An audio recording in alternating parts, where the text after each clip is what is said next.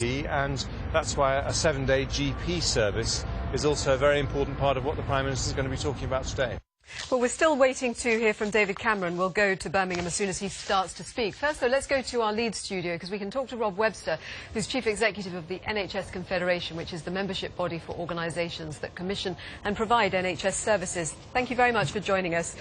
So you're one of the signatories to the letter asking for the government to make sure the money is stumped up that you say is required. The figures are that there is already £22 billion of savings promised down the road, and the government promising an extra £8 billion to cover what would otherwise be a spending shortfall. What are you saying the figures need to be?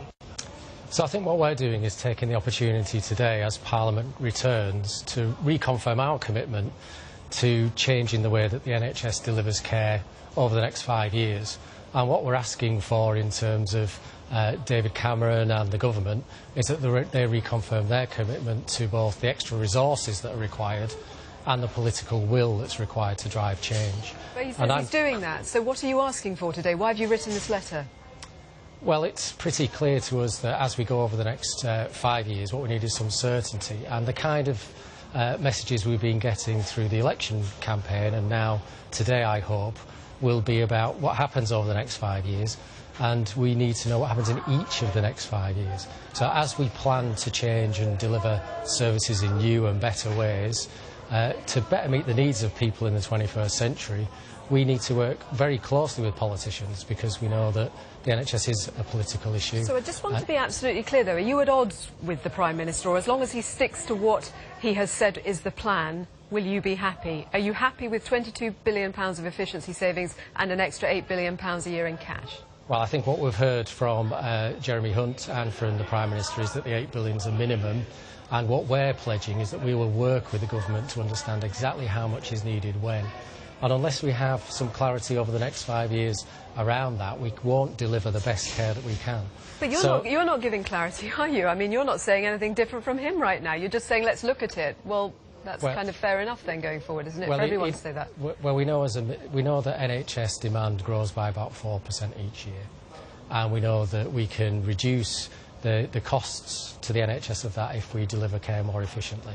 So put a figure then on what the potential differential could be between what is on the table right now and what you think might be the case, which is presumably why you're putting forward your letter and speaking out today. You must think that there is potentially a gap that you're worried about. Well, as I said, there's two things that we really desperately need to make sure we continue to have, and that's political will and the financial backing. Some clarity around the financial backing is there, but we know that there's a gap in social care funding, which is critical for older people, of about £4 billion by 2020.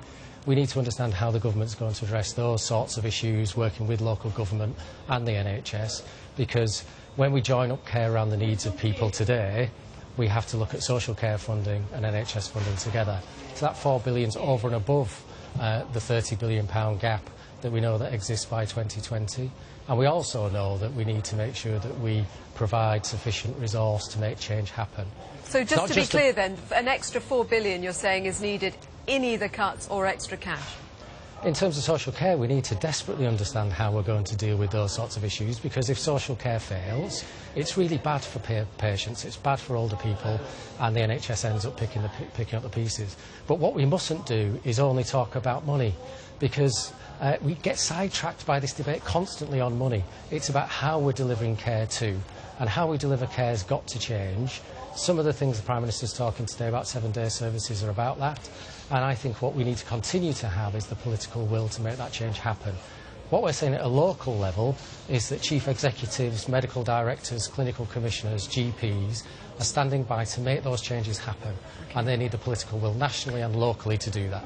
Rob Webster, Chief Executive of the NHS Confederation, thank you very much for joining us. We are still waiting to hear from the Prime Minister. Let's just show you the scene in Birmingham. Not much going on there at the moment. The Vitality Partnership is actually exactly the sort of